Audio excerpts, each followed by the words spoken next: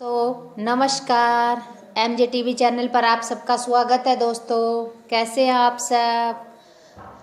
दोस्तों आज मैं आपको पोपा बाई की कथा के विषय में कुछ बताना चाहूँगी। दोस्तों किसी गांव में एक लड़की अपने भाई भाभी के साथ रहती थी। उसका नाम पोपा बाई था। पोपा बाई व्रत पूजा पाठ नियम धर्म से करती थी।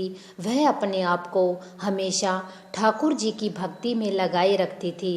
उनकी पूजा पाठ को देखकर उसके भाई भाभी ने उसे ऐसा करने से रोका। वे कहते थे कि अब हमें तुम्हारा विवाह करना है। यदि तुम ऐसा ही करती रहोगी तो घर की जिम्मेदारी कैसे उठाओगी। उसने एक दिन अपने भाई भाभी से कह दिया कि वह शादी नहीं करेगी, वह भगवान की भक्ति करेगी। उसकी झोपड़ी गांव से बाहर बनवा दो।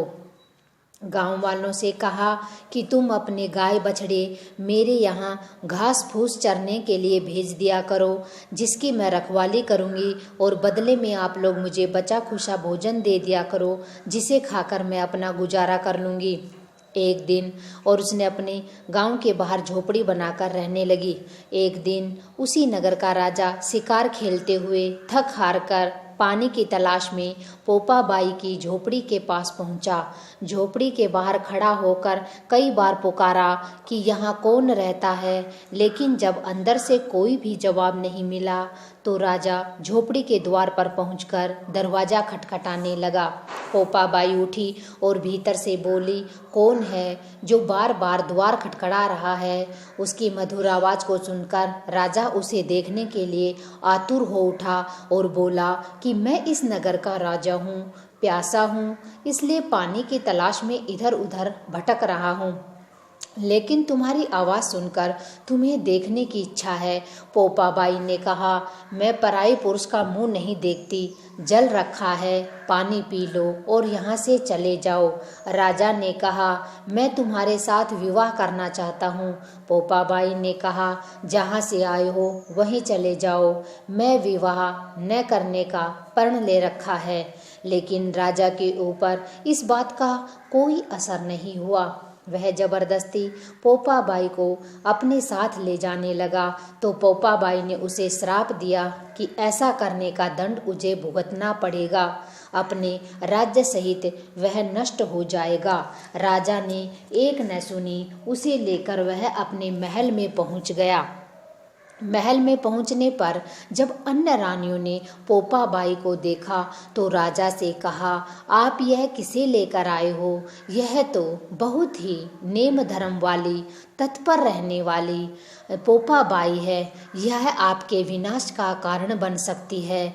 अन्य रानियों के कहने पर जब राजा पोपा बाई को छोड़ने जा रहा था तो रास्ते में पाप की नदी आई तो राजा उस नदी में डूब गया। पोपा बाई ने भी अपने आप को खत्म कर लिया। मृत्यु के पश्चात जब पोपा बाई धर्मराज के पास पहुंची तो धर्मराज ने पोपा बाई का बहुत सम्मान किया और कहा कि तुम सत्य व धर्म पर रहने वाली हो। तुमने ठाकुर का भजन पूरे भक्ति भाव से किया है, लेकिन मैं तुम्हें बैकुंठ का वास नहीं दे सकता, क्योंकि तुमने अपनी इच्छा से अपने प्राणों का त्याग किया है, जो कि उचित नहीं है। लेकिन तुम्हारा तप जप नियम से मैं बहुत प्रसन्न हूँ। तुम मेरी बहन हो। मैं स्वर्ग के पहले द्वार का राजा तुम्हें नियुक्त करता हूँ। मृत्यु के पश्चात जो भी प्राणी स्वर्ग में आएगा उसे पहले तुम्हारे द्वार पर आकर मुझ तक पहुंचना होगा। इसी तरह धर्मराज ने पोपा बाई को वह राज सौंप दिया। एक बार बहुत ही धार्मिक प्रवृत्ति के एक सेठ व सेठानी स्वर्ग लोक सिधारे। जब वे स्वर्ग के द्वार पर पहुँचे तो द्वार बंद देखकर उन्होंने धर्मराज जी से प्रार्थना की कि द्वार खोला जाए। तब धर्मराज जी ने कहा कि द्वार पर पोपा बाई का राज है। तुमने अपने जीवन काल में बहुत नेम धर्म किए हैं, परंतु तुमने पोपा बाई का कुछ नहीं किया। वह बोले, हम पोपा बाई को नहीं जानते। तब धर्मराज ने उन्हें पोपाबाई के बारे में बताया और कहा कि तुमने बहुत धर्म कर्म किए हैं, इसलिए मैं तुम्हें वापस मृत्युलोक भेजता हूँ। वहाँ पर जाकर तुम 7 दिन तक पोपाबाई की कहानी सुनो। खोपरे की 8 पाड़ी में राई भरकर उस पर पोपाबाई के नाम की दक्षिणा रखकर 7 दिन बाद उद्यापन करना। राजा और पोपाबाई का रेखा और बोलना कि राज है पोपाबाई का, लेखा लेगी राई राई का। सेठ सेठानी ने धर्मराज जी की आज्ञा से वापस धरती पर आ गई। उन्होंने पोपाबाई की कहानी सुनी, उसका उद्यापन किया और फिर से स्वर्ग को गए। तब पोपाबाई ने द्वार खोला, तभी वे बाद में धर्मराज के पास प्रवेश कर पाए। दोस्तों, आप सबसे भी यह निवेदन है कि आप भी अपने जीवन में धर्मराज व पोपाबाई की कथा को अवश्य सुने।